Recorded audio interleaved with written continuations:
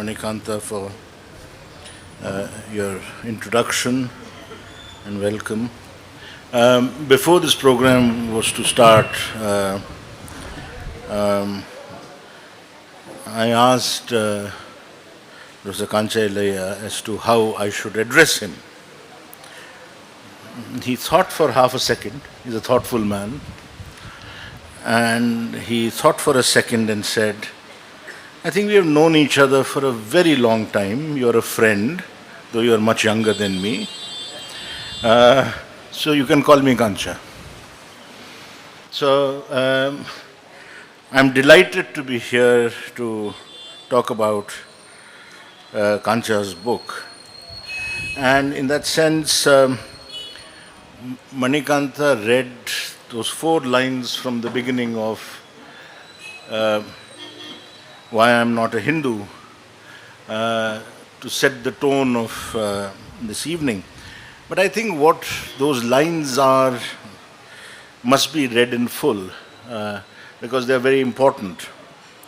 So the lines go as follows, I quote, "My request to Brahmins, Banyas and Neo-Kshatriya intellectuals is this. For about 3,000 years, you people, I like the tone, you people, learnt only how to teach and what to teach others, the Dalit Bahujans. Now in your own interest, I like the threat, now in your own interest and in the interest of this great country, you must learn to listen and to read what we have to say. A people who refuse to listen to what? To new questions and learn new answers will perish and not prosper." I think in that sense, these lines set the tone of the book and also explain to a great extent the weight that the title of the book has. Why I'm Not a Hindu, a Shudra critique of Hindutva philosophy, culture and political economy.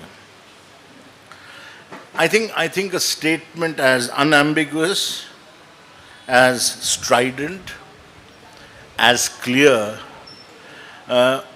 ought to define the very contours of the argument that is to come. And very soon you realize something which to me is very dear.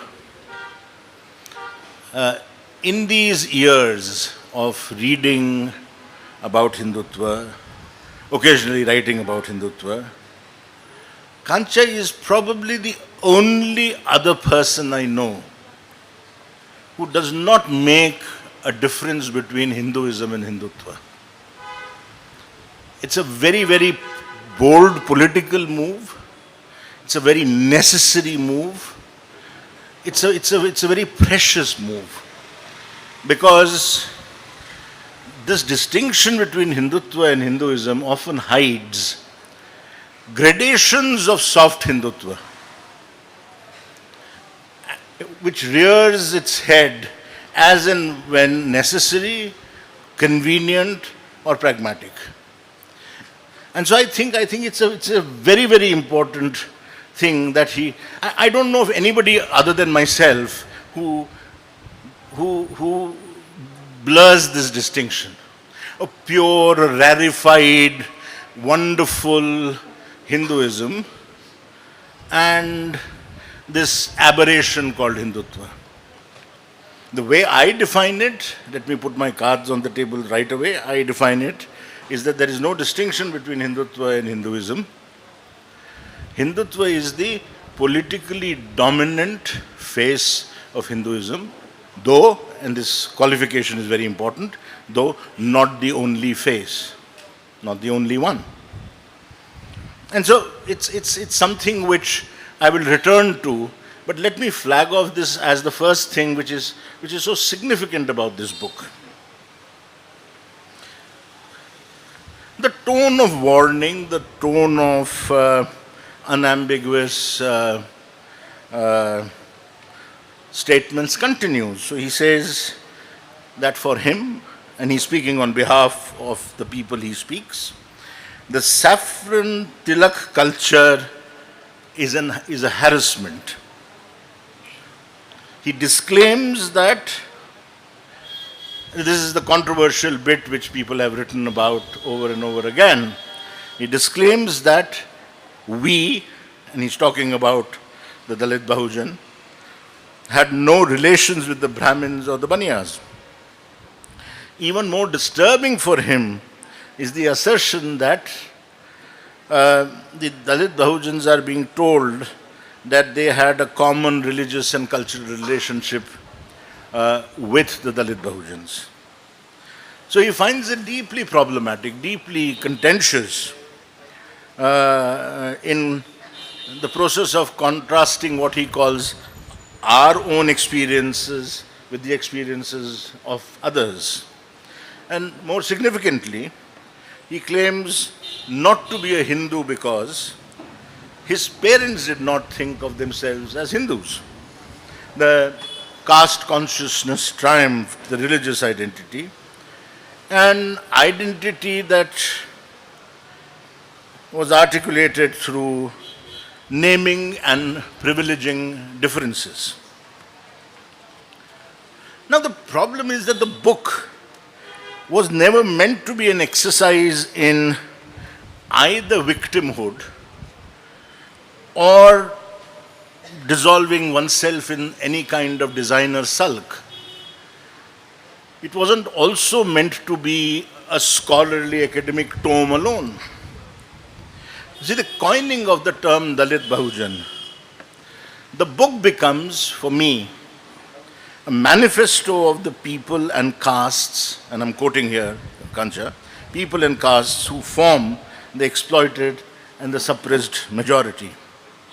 And so the call to the Dalit Bahujans was to turn, again I'm quoting, to the base of the material culture to emerge as a united force. Why? Over a period of time, the Brahminical castes will become casteless and classless, and then we'll establish an egalitarian society. So for me, why I'm not a Hindu is the most eloquent statement of Dalit Bahujan politics of its time. It functions as an intellectual foundation for this identity, but above all, it is a manifesto for a movement for a classless and egalitarian India. It's a manifesto.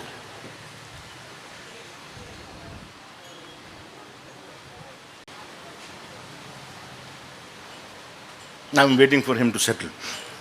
No, that's okay. It's a manifesto.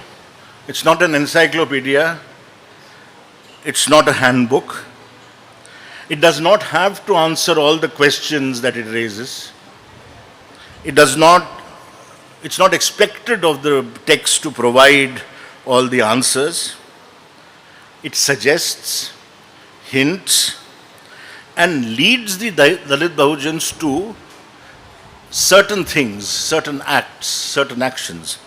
Number one, building an alternative discourse as something that is not just necessary but desirable, and just not desirable but necessary.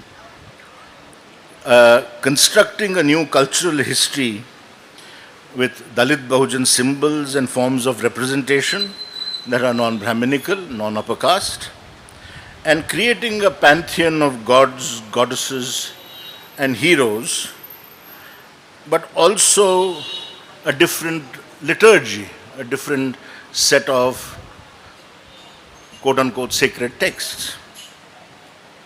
Now, among all the things that have been said about this book, its silences, its gaps, readers have failed to understand the essential character of a political manifesto. What is a political manifesto? And for that I resort to quoting a French philosopher, Paul Ricoeur, who in this essay is defending his reading, that is Rickers's reading of Gandhi's non-violence. Rickers says, for a man who lives and acts, there is neither compromise nor synthesis, but a choice. The intolerance of any mixture is the very soul of non-violence. If faith is not total, it denies itself. If non-violence is the vocation of a few, it must appear to them as the duty of all. End quote. So the operative phrases in the quote are neither compromise nor synthesis. A certain fundamental intolerance inherent in propagating one's ideology. And here intolerance is not a bad word. And if faith in what one wants to do and is doing is not total, then there is no joy in having it. Now, that said, the book is still young. 30 years is no age for a book. But a significant political manifesto must always look back and evaluate its contributions, its limitations. But in saying so, I obviously have not learned to listen enough, or I have listened perhaps very carefully and respectfully. So that Kancha will have to decide at the end of when we have spoken. But I want to summarize the whole exercise of celebrating this book in terms of 3 or 4 points, and then I'll sit down. The first thing is, and I pointed out this early enough, that he does not separate Hindutva and Hinduism. And I think that's very significant. It not only gives us a clear view of Hindutva, which has transformed beyond recognition since the time the book was written, in every sense of the term. It no longer is that outflow, that surplus of the 19th century nationalist project. But it also encourages us in a way to look at the ancient and the medieval world in which we keep drawing upon and asking of the ancient and the medieval world to answer questions which are so contemporary for us that we almost demand it as if it's our right to know.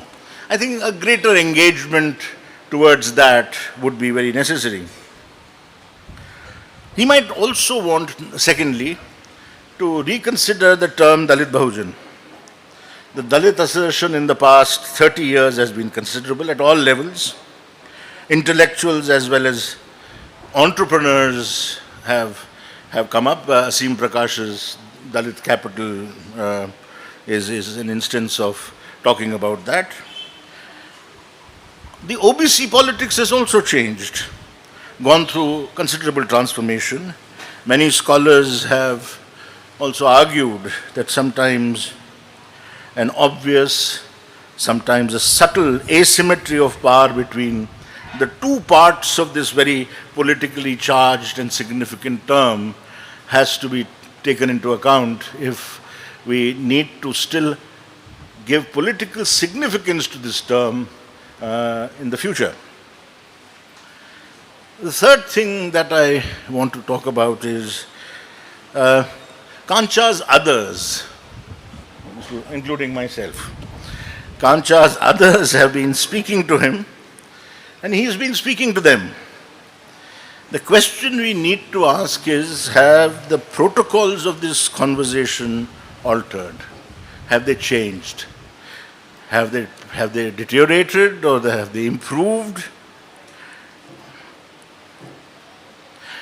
Or in terms of what once Wittgenstein writes to Russell and Moore about disagreements on questions of philosophy, and he says, we seem to be sitting side by side in a marsh. Are Kancha and Kancha's others sitting side by side in a marsh, or has there been an improvement in the rituals, in the manners, and in the protocols of this conversation? Are the Dalit Bahujans and their others still trying to figure out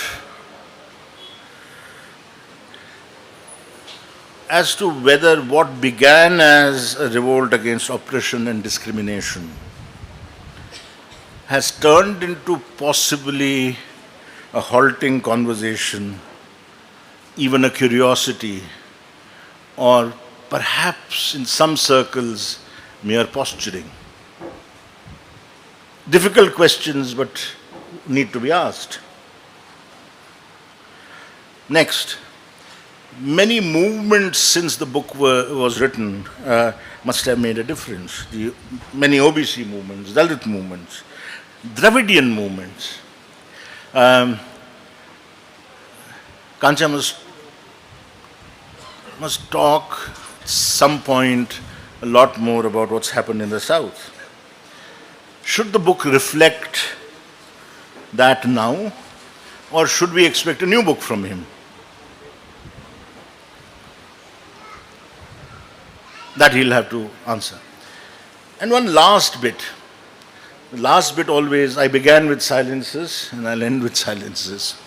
So last bit is about silences. Now, while Kancha has addressed some of these in writings, newspaper writings and books, in subsequent works in the years following the publication of this book, in the context of the unity of this manifesto, one would still require a few answers. Does an eloquent, formidable, political Dalit Bahujan manifesto as this not include oppression, injustice, inequality to Muslims, to Christians, to denotified tribes, nomadic tribes, Adivasis, women, in the largest sense of the term? And I think it's one question that also this book will have to face. But as I said, the book is young. I overheard Kancha complaining while we were having tea that he's fine other than problems related to old age, and I dare say some of us who are younger are less fit than him. So I'm sure that young Kancha and the much younger book, Why I'm Not a Hindu, have a long stint to play in the politics of what he calls bringing about egalitarian politics to this great nation. Thank you.